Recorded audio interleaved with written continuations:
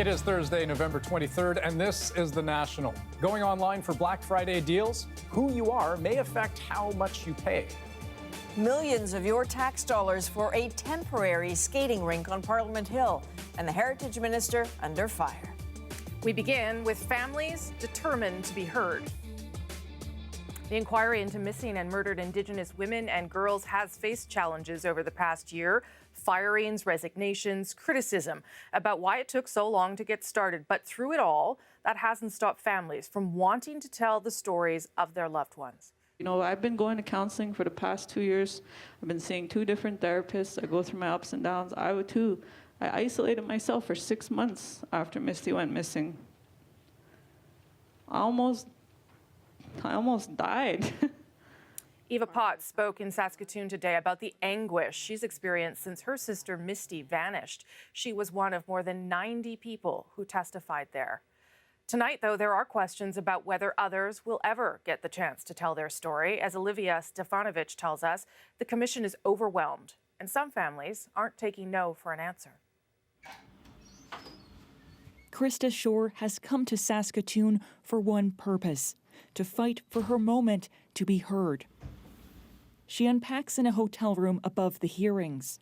Shore says she contacted the inquiry 3 weeks ago to schedule a public hearing, but never heard back. I look at this as coming here and being able to leave stuff here, you know, for my own self, so I don't carry it around and, you know, things aren't so heavy for me anymore. Shore was 12 years old when her mom, Barbara Ann, was murdered. 21 years later, she wants to share her experience with the inquiry she helped advocate for. Yeah, I need to do what I need to do for my mom, to stand up for my mom as her daughter. I'm her only living daughter, to speak up for her. The response from Shore and other families and survivors in Saskatoon was overwhelming for the commission. Too many people wanted to testify. It's been the same in other stops across Canada. In terms of waitlisting, we are utilizing our wonderful statement gatherers to help those people and take their statements. Our ways of understanding. But that's not the type of experience Shore and others championed for when they called for an inquiry.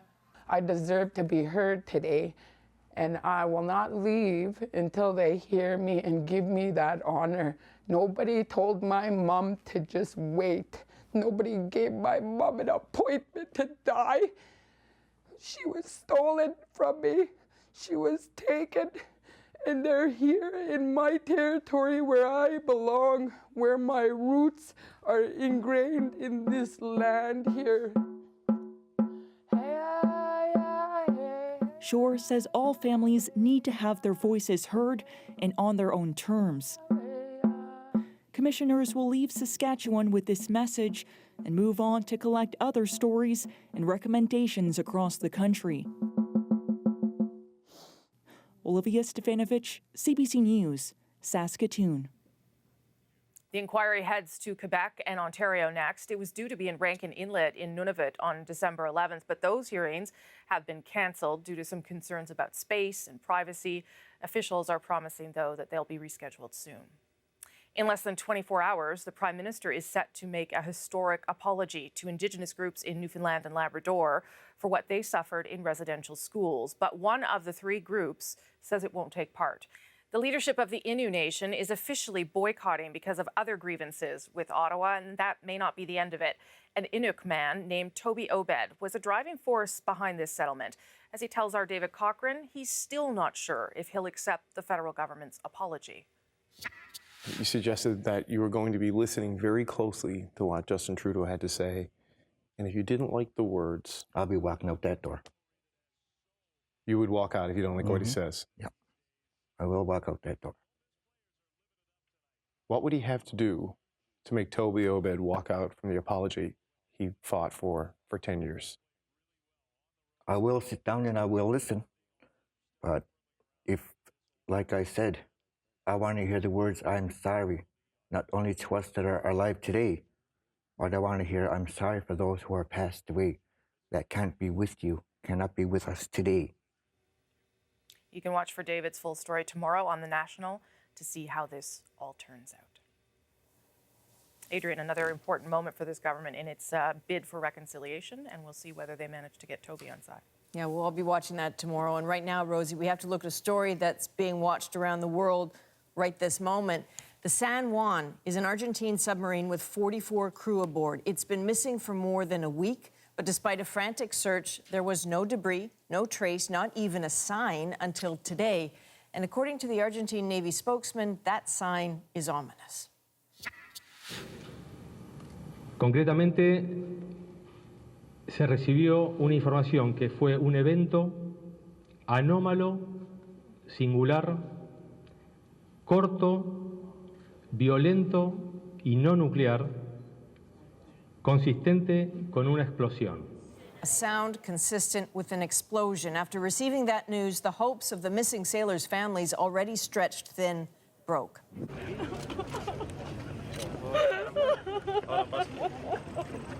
The San Juan was heading for a naval base south of Buenos Aires when it disappeared. Its last radio contact was here last Wednesday. Hours later, it was here. An international agency picked up the sound well below the frequency of the human ear, flagged because the source wasn't natural. As grim as this sounds, there is a chance, a rapidly diminishing chance, though, that there are people alive down there. And as David Common explains, if the sub is found, getting anyone out of there alive would take technology and tenacity. Submarines are supposed to be difficult to find, but in just 8 days, the best undersea rescue teams in the world believe they're very close. If and when they do find them, they'll likely send this, the U.S. Navy's pressurized rescue module. It descends down to 600 meters, clamps onto the hatch, and brings up 16 sailors at a time. The question, of course, is whether anyone is still alive. We have no more saints to pray to, says the wife of one sailor. I had a bad feeling, and today it was confirmed. Rescuers now have an approximate location, but only because sensors like these, placed underwater by an international agency to track nuclear events, detected that loud, violent, unnatural sound shortly after the sub's last communication a week ago. It's not an explosion, says the Argentinian Navy, not where we'd expect pieces to float up. Still, the ships are searching for residue on the surface. The San Juan has 44 people on board. Best case scenario, they've got 2 days of oxygen left. The revelation of that loud sound may signal something catastrophic. It certainly did 17 years ago, when a detected undersea sound signaled an explosion on board the Russian nuclear sub Kursk. When the Kursk was recovered, a note in the pocket of the captain said 23 had survived and made it to another compartment, though all died before the recovery. If anyone is still alive on the Argentinian vessel, there's an international protocol they'd be following. Launch flares to the surface, deploy an alarm beacon, and after everything else, make noise twice an hour at specific times. That's when searchers will stop, be silent, and listen. David Common, CBC News, Toronto. In case you're wondering, if any of Canada's submarines end up in trouble, we may have a bit of a problem. According to the Department of National Defence, Canada has 0 submersible vehicles that could pull off a rescue. But in addition to the U.S., some NATO countries regularly make their rescue craft available. So do other countries like Sweden, Japan, and Russia. Canada would have to turn to them. Now, one of Ottawa's main plans to combat terrorism is to de-radicalize Canadians who've come back home after going abroad to fight with extremists, to steer them away from dangerous ideologies towards a life of peace. But CBC News has learned the government knows little about how many may have returned or even who they are. And as Evan Dyer reports, once they're back in Canada, there is no guarantee they will accept government intervention anyway. After 4 years of brutality and terror, the Islamic State is collapsing, and its foreign fighters are scrambling to get out of Syria. What will these people who have traveled over there, what will they now do? About 60 have already returned here, says Goodale, and perhaps 3 times that many are still overseas. If they do return, the government says it aims to prosecute them, but so far that's proven difficult.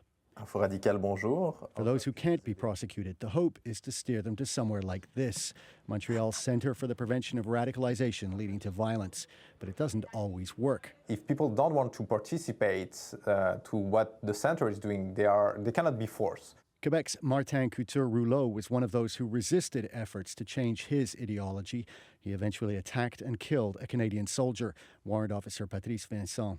And so if there is not this willingness to change, all intervention that you are going to try or all intervention that you are trying to make on the individual is not going to work. But I can just say, screw you. You know, I have no intention of going to this program. So those that come back heavily radicalized, still deeply committed to the cause that Islamic State represented, those guys, unfortunately, are hopeless causes, and they will have to be monitored ad nauseum. I'm here today to talk. Then there's the question of who runs the programs.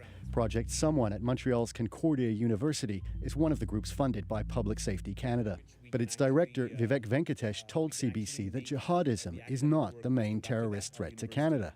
Why is jihadism the biggest radicalization problem in Canada, according to you? You're going to have to give me some sources for that for me to verify against, because I can provide you sources that state the contrary. One such source would be the latest public report on the terrorist threat to Canada, which says the Islamic State and Al-Qaeda are the main threats. In fact, every group mentioned in the report is jihadi.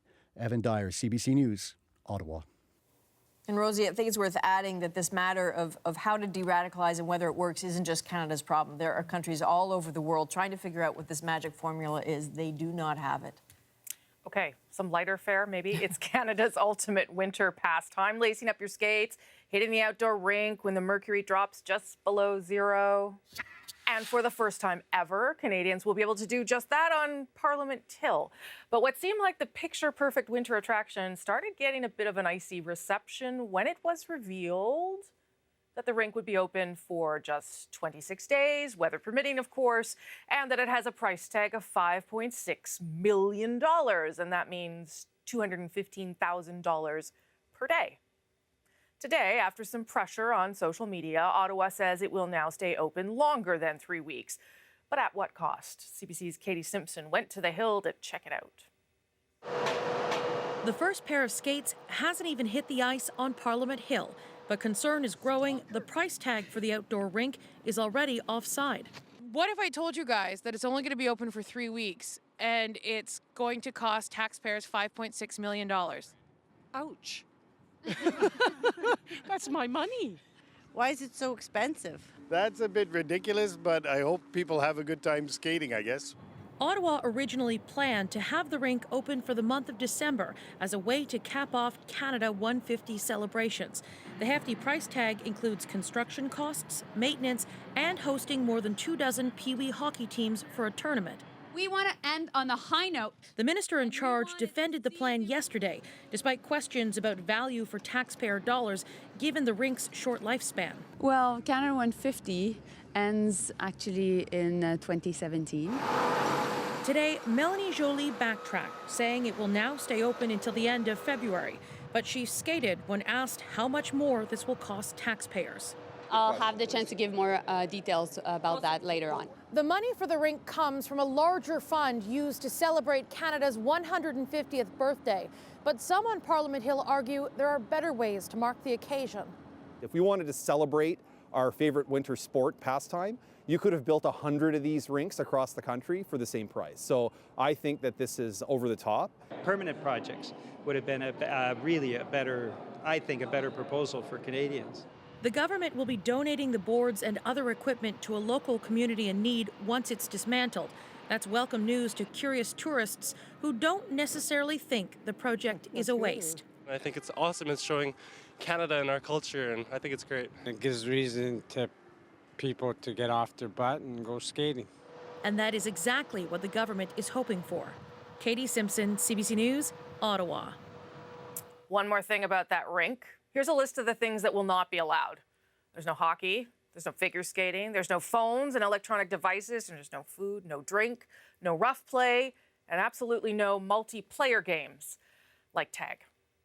Here's what there is, though, Andrew. In order to get on that rink, you've got to book your spot 2 days in advance, and you only get 40 minutes of ice time. And I'd just like to point out that Ottawa is home to the largest outdoor skating rink that is just 500 meters from Parliament Hill. It's called the Rideau Canal. So right, and I believe you can play tag there if you want to. You can probably do all of those things. Yeah, that's another few things it's got going for it. Okay. The holiday shopping season is certainly upon us. And this next story is for all of you thinking of doing any shopping online, because the team at Marketplace just did a big survey of Canadian online shopping habits. And they found that almost half of Canadians say they buy stuff over the internet at least once a month. And of course, that number is likely higher at this time of year. Big surprise, right? But here's something else they found. The price you are getting online for something may be different from the price your neighbor's getting, which might be different from the price that their neighbor is getting.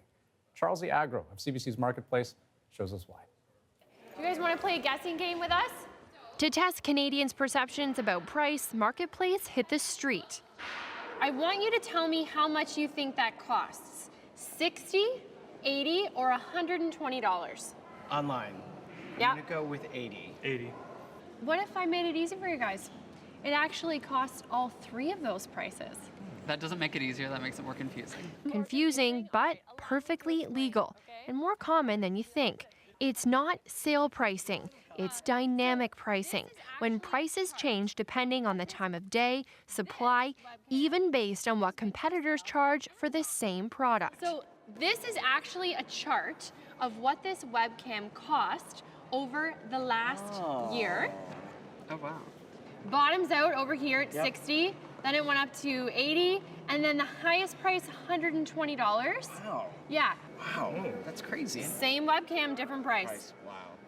This is A sneaky strategy retail futurist Doug Stevens says is here to stay. So retailers are always trying to get the optimal price for a product. The difference is now they can. Another, more personal pricing approach, cookies. Small files websites can place on your computer or smartphone to pick up certain information about you and your shopping habits. A virtual glimpse into what you're likely to buy and how much you're likely to spend. So if I feel that by giving a retailer data or access to my data, I'm actually getting something of value back in return, whether it's better prices, whether it's better product recommendations, then I'm going to be more willing to share that data. Okay, come on in, everybody. That same data, your shopping history and habits, can also cost you. So we're testing it. Let's try New Year's Eve in New York City. Marketplace shoppers use their own devices to search for hotel rooms, looking for a room in the same city on the same day. On your marks, get set, search.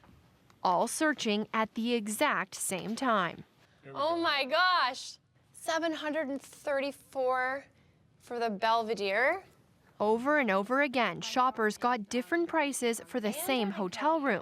Oh, so there you go. You got $712 for the Belvedere, Allie. A trend technology expert, Jesse Hirsch, has seen on screen before. This is about information. The more information they have on an individual, the more they can prey upon your needs or your desires to charge you something more for something you really want. It inflates. It's called price discrimination. Consumers being charged different prices for the same thing. If you think about it from a negotiating position, you know, the provider is actually haggling with us. They're showing us different prices, and yet we don't have the opportunity to negotiate back. But according to one of the world's largest travel companies, that test was all about deals, not discrimination. We are thrilled to give them different deals that incent them to get out there and travel in the way that they want to go travel. And that is price discrimination. Our customers tell us it's awesome. Awesome, maybe, but not very transparent. So what do you say to the Canadians, including our testers, who got different prices for the same thing and were surprised and upset about it? I said that they should keep shopping around. Something to try next time you're shopping around online? Compare prices on more than one device and consider a private browser that's free of your search history and clear of cookies. Charles Ciagro, CBC News, Toronto. And you can catch the full Marketplace investigation tomorrow night starting at 8 p.m. local time on CBC Television. Okay, we do have a lot more still ahead for you tonight. You're going to meet a woman in Newfoundland fighting stage 4 breast cancer who just won the lottery, and that's not even the best news she's received lately. The Auditor General was pretty clear this week it's going to cost a whole lot more to fix that Phoenix pay system. So will there be a political price for the Liberal government? The At Issue panel is here with their take. And we're going to lift the lid on Canada's dirty secret. If there was a garbage Olympics, every year we'd come in the medal rounds as the largest waste generators in the world.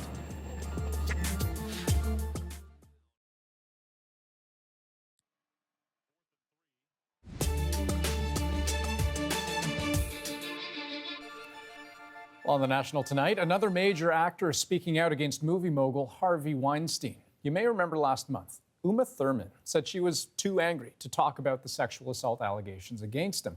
Well, today she broke her silence, and here's part of what she posted on Instagram. Happy Thanksgiving, everyone, except you, Harvey, and all your wicked conspirators. I'm glad it's going slowly. You don't deserve a bullet. Stay tuned, Uma Thurman. So we may hear more from her in the days to come. Meanwhile, here at home, after a full-day meeting, the union representing Canadian performers, ACTRA, announced it is making changes to better deal with sexual misconduct in the industry. I wouldn't want to say we're going to have an answer for everybody tomorrow, but I would say that I've never seen a coming together like this before, and it's inspiring to see.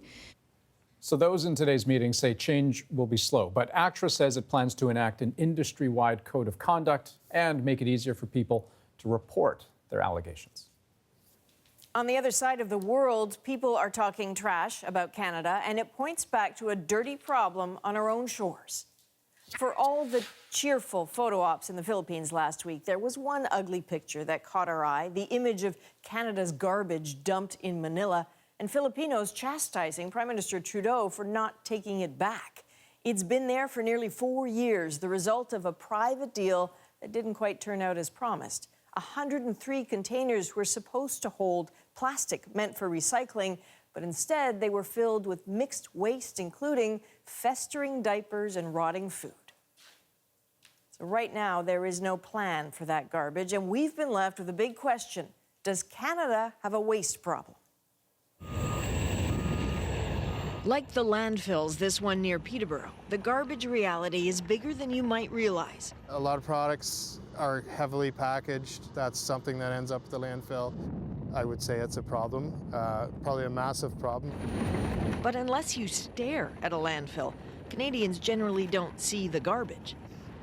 Dan Hoornweg was the waste advisor for the World Bank, has spent a career looking at it. Canadian cities are probably among the cleanest in the world, and we're probably the best at picking up garbage, truck for truck, dollar for dollar, probably almost better than anyone. But that doesn't mean Canada is good in terms of the waste it produces. No. If there was a garbage Olympics, every year we'd come in the medal rounds as the largest waste generators in the world. It's a good line, but it's also a sad truth that has the heft of numbers behind it. 25 million tons, that's how much municipal waste Canada gets rid of a year. Industrial, institutional, commercial mostly. Too big a number to grasp? Try this one. It amounts to 700 kilograms per person per year, not recycling garbage. 2012 was the last time comparisons were published of countries with similarly advanced economies and urbanization. Canada was producing more waste per person than any of them, including the U.S. Well, it correlates almost perfectly. Lots of garbage, lots of greenhouse gas emissions. So waste reduction, greenhouse gas emission reduction. The numbers tend to rise and fall as the economy does, but again, if we don't see it, we forget it. Torontonians were sure forced to look in 2009 during the garbage strike. And in an odd consequence of the horror of 9/11, the border closed for a few days, meaning all the waste Canada exports to the U.S. for processing just piled up. A lot still gets sent south because it's cheaper that way. Ontario moved nearly a third of its waste to the U.S. last year, is really hoping trade talks don't interfere with that. Sometimes the waste can't be moved out of sight. certainly not in the not-so-pristine north. You don't have to go anywhere, and you'll see bags, plastic bags, and debris. The wind picks this stuff up and blows it all over the place. This is Iqaluit, where there is no recycling, no incinerator, and only one landfill. And there are some acrid memories of what happened in 2014. The landfill spontaneously caught fire and burned for 4 months, the plumes rising like a volcano. Dumpcano, they called it.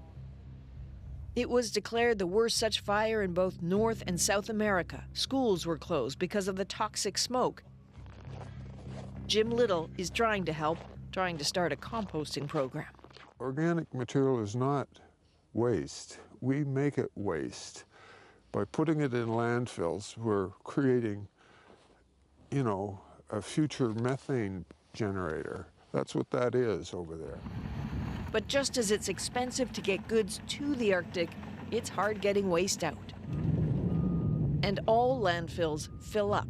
This one in Peterborough has another 15 years, then something else will have to be done. And probably a better approach than out of sight, out of mind.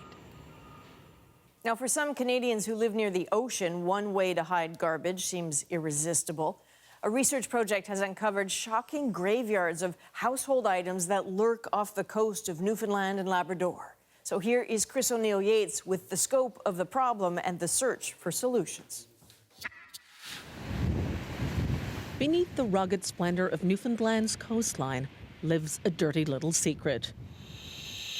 This video shows what was discovered in 18 harbors over the past 10 years. The ocean has become a garbage dump.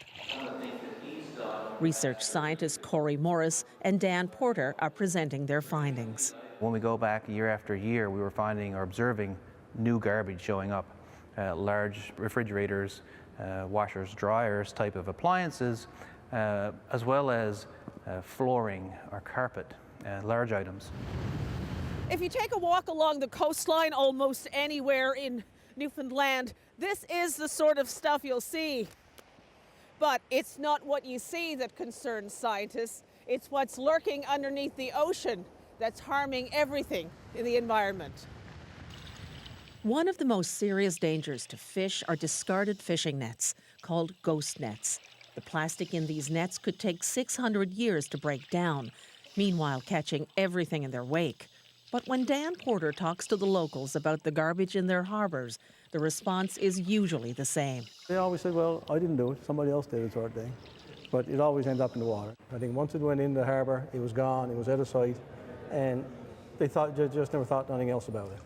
The community could be beautiful and spectacular and nice scenery, but if you get in and look closer in the ocean, problems are still happening. Sixth grader Caitlin Healy sat transfixed throughout the presentation. She got the message. I feel like people should be doing more of a thing to stop this, because if we don't do anything about it, it could seriously affect the ecosystems in the ocean. It could ruin our world as like a whole, because if there's no oceans, then there's no fish, and that's basically one of the bottoms of our food chain. These young people do have the power to end ocean dumping, says Porter. I'm kind of hoping that doing this kind of project, make people aware of what's under the water in the harbours, will help educate them, and hopefully that will slow down the amount of garbage that goes in the ocean. More nights like this, more public education, a small step towards changing attitudes that led to this in the first place. Chris O'Neill-Yates, CBC News, St. John's. When we come back, my favorite day, the At Issue panel weighs in on the ballooning cost of that Phoenix payroll system and whether or not there's a political price to pay. But first, we really want to show you a photo that caught our eye today, and we tracked down the photographer behind it. Take a look.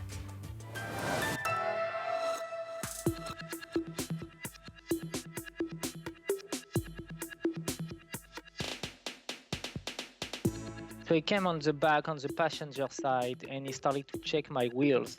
Then he stood up on the passenger side, on the window side, and this is when he started to look through the window. I got my hand on the car wheel, my left hand. I got my feet on the brake, and I was basically just taking picture like this. I felt, so humbled. Sometimes we don't realize, but this is no joke. It's a big, big animals and really dangerous and really beautiful at the same time.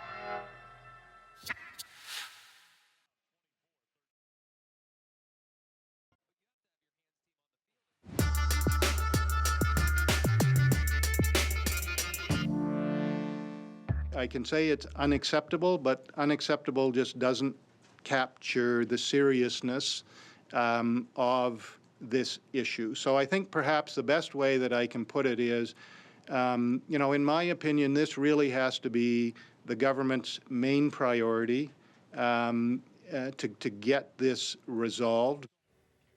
Main priority, some strong language there from Auditor General Michael Ferguson. That was on Tuesday, talking about the Phoenix pay system that's left government workers overpaid, underpaid, not paid at all. The price tag for fixing it likely going to blow past the government's projection of about $500 million and land closer to double that, $1 billion. So who better to weigh in on all this and much more at issue, of course. Andrew is in Toronto tonight, Chantal in Montreal, and Paul Wells is joining us from Ottawa. Good to see everybody.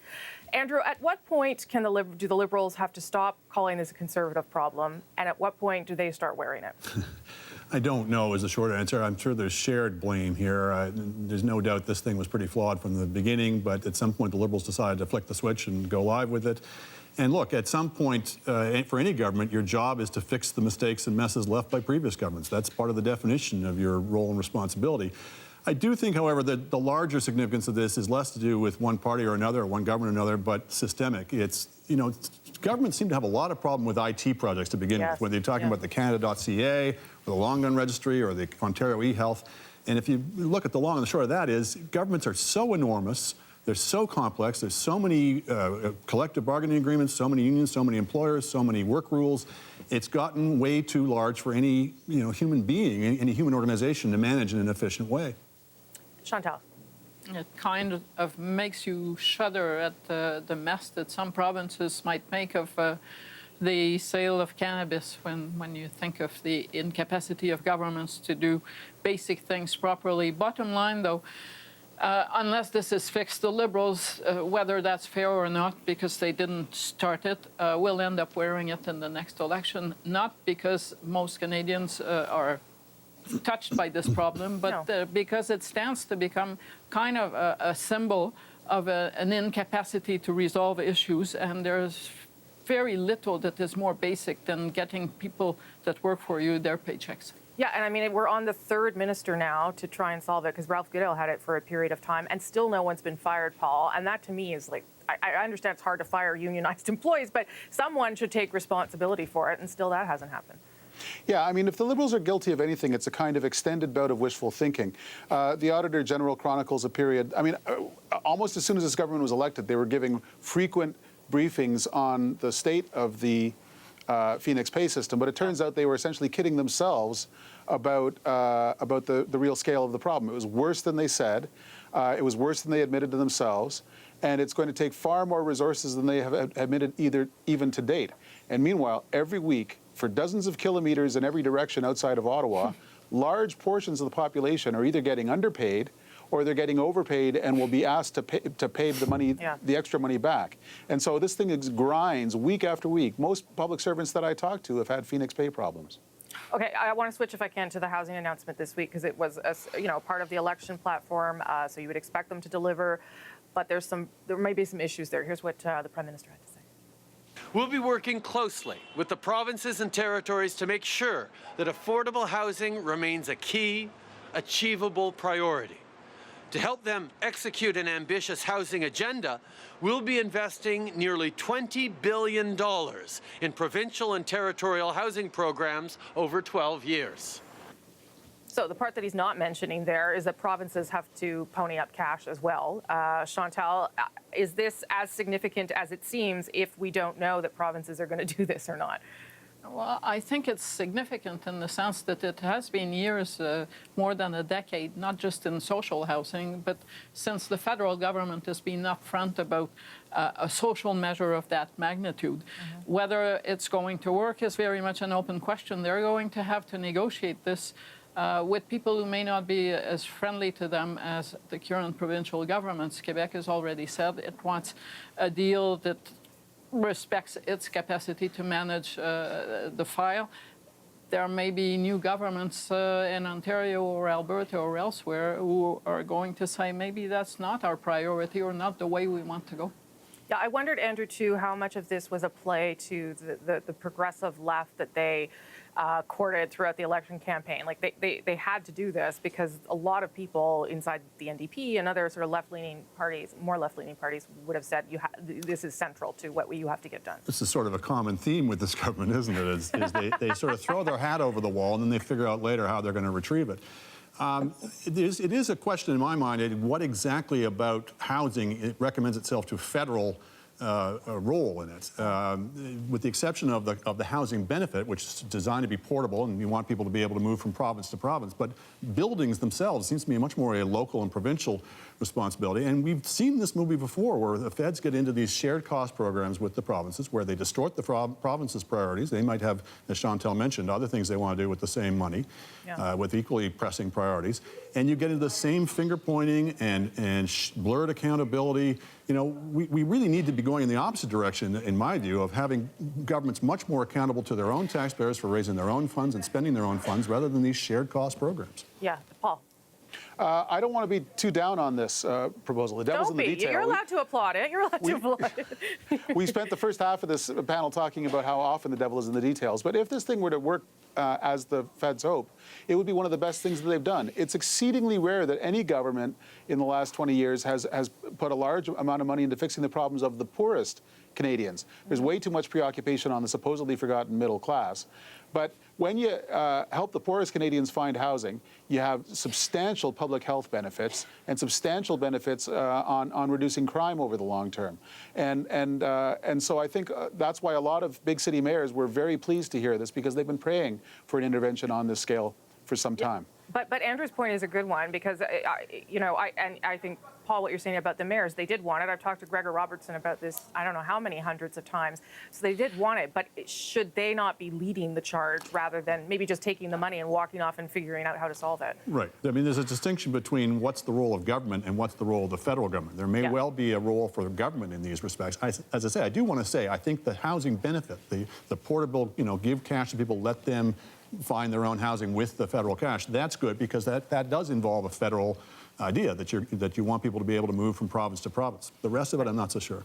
And then there's the history of it, and it's also the history of Medicare. The federal government steps in and says, here, we've got these billions, come and join us. And then when finances get tight, and they might federally, they just pull out, which is how the federal government acted with social housing at the time of the let's balance the books era under Jean Chrétien. So for okay, the but provinces, if that was a bad thing for them to do, then we should be a little bit easier on them when they unpull out, which is what they've just done. Yes, but if you force provinces to commit to a program and then you walk away, or you say, well, my share unilaterally, which is how they've acted with Medicare and how they acted with social housing, it doesn't make for provinces to say, let's buy into this great program that we will be left to sustain when they decide that they should balance their books. Chantal gets the last word tonight. Thank you all. Appreciate it. Good news if you love politics as much as I do. Canada's most watched political panel is now a podcast. If you want to hear Chantal, Andrew, and others anytime, be sure to subscribe. You'll get extra content and, of course, the main panel in podcast form every week. Look for it on iTunes, any major podcast app, and on our website, cbcnews.ca/thenational. Now, Lebanon may be tiny, but it's a mirror of the whole Middle East. It's fragile, it's really dangerous if it shatters, and the leader who's trying to hold it together is bowing out. Nala Ayed has Lebanon's tale of tension right after the break.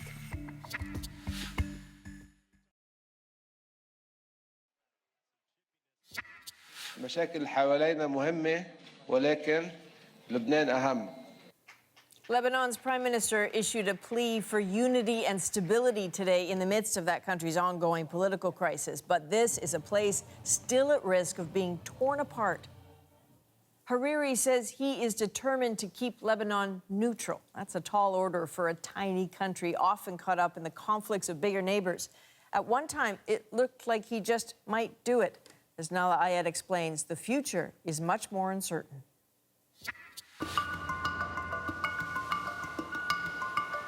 Lebanon is a country forever shaped by what spills over from the neighbors. The sharpest regional divide at play here right now is between Saudi Arabia and Iran. Both countries back factions here, and those factions are often at odds. Prime Minister Saad Hariri, head of the Future Party, is a dual Lebanese-Saudi citizen, a Sunni Muslim. His political career launched, his fate shaped by his father, Rafiq Hariri's assassination. On trial in absentia at The Hague are 4 members of the Lebanese group Hezbollah. Hezbollah is a Shia Muslim Lebanese group with political and substantial military arms. It's aligned with and supported by Iran, and its fighters are active in Syria and Iraq. Last year, Hariri and Hezbollah put aside gargantuan differences once played out in dueling protests here in Martyrs Square and joined forces. Hariri's decision redrew the political landscape. Lebanon settled into relative quiet. But then on the day of a Saudi purge led by Crown Prince Mohammed bin Salman, there was also a missile attack from Yemen into Riyadh, which Saudi blamed on Hezbollah. Hariri was summoned to the Saudi capital. He surprised everyone by resigning from Saudi Arabia. Then he pretty much disappeared from view. From the start, the case of the missing Lebanese prime minister strayed wildly from the mainstream of the Middle East's usual plots. Angry allegations that Hariri was a hostage. A cross-party campaign demanded his return. In a strained interview, Hariri insisted he was a free man, and yet just wasn't himself. And what to make of a man with a paper caught briefly on camera to Hariri's obvious disdain? Hezbollah leader Hassan Nasrallah accused Saudi of meddling. Both accused the other of declaring war. The French president intervened and somehow extricated Hariri. The night he arrived, he went straight to his father's grave in Martyrs Square.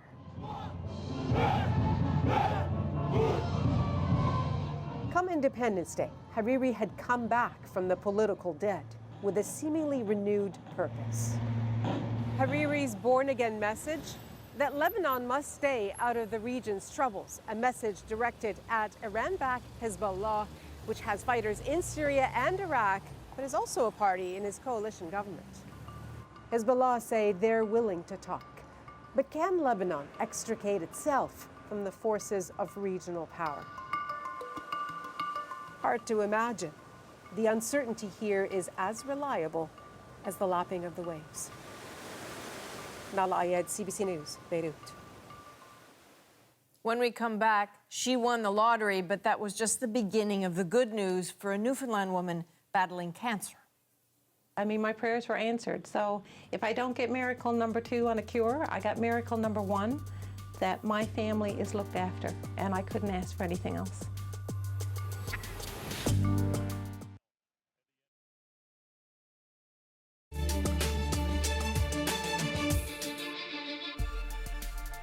On the National tonight, there are some big question marks around a deal between Myanmar and Bangladesh to allow Rohingya Muslim refugees to return home. Over the last couple months, hundreds of thousands of Rohingya fled to Bangladesh after a deadly crackdown by Myanmar's military. The deal now to allow those refugees to go back home within the next 2 months. But what we don't know right now is how safe they'll actually be when they return, or whether their homes are even still standing. We're also keeping an eye on Harare, Zimbabwe. This was the scene earlier. Crowds cheering as Emerson Mnangagwa returned to the capital. And in just a few hours, he'll be sworn in as the country's new president. As for the former president, Robert Mugabe, he's reportedly been granted immunity, meaning he won't be prosecuted for any alleged crimes committed during his time as president. Look at that. Crews are cleaning up tonight after a series of mudslides on the Trans-Canada Highway in British Columbia. This mess is just east of Vancouver in the Fraser Valley. The slide here happened so quickly that 3 people had to be rescued after their vehicles became trapped. Crews have been working since this afternoon to clear away all the mud and the broken trees, but there is so much debris. The highway isn't expected to fully reopen until Saturday. So now to a story that took quite the twist tonight, and it is our moment of the day. Diane Bishop lives in Newfoundland. She is battling stage 4 breast cancer, and her treatments haven't been working, and she's also been struggling financially. Recently, though, strangers have been pitching in to help her pay for a new treatment in Toronto. And then today, the twist. It turns out she just won the lottery. This is something I never thought I'd see. So miracles and dreams happen. Well, now, for me, if I go to Toronto to do a clinical trial, money's not an object. I can have my family come with me. I don't have to be alone. It feels like I have a chance to survive. Now, if need be, I have financial backing to go wherever I need to fight this. But that is not where the story ends. Diane visited her doctor and received another dose of good news. I got my news from my doctor that this is the only chemo so far that has worked for me. So we're not going to Toronto on a clinical trial. We're going to stay here and we're going to try it. I got my wish. I'm home for Christmas. Obviously, her health means the most, but Diane also said today that she'd been worried about looking after sons financially, and that worry has now totally gone away. Yeah, and apparently she won't have to work anymore either. She had a job at a convenience store. She's decided to retire. And I guess you couldn't really see on the check, it wasn't written out, but the prize was $1.5 million. So for her, a pretty penny, a good chunk of change. I was wondering how much, so I'm glad you researched that. And I was also thinking, sometimes people win the lottery and they say, we're going to buy a new car. And in this instance, it was like the perfect person who won. Absolutely. Yeah. Listen, thanks, everybody. Thank you for watching. That is The National for November 23rd. Good night. Night.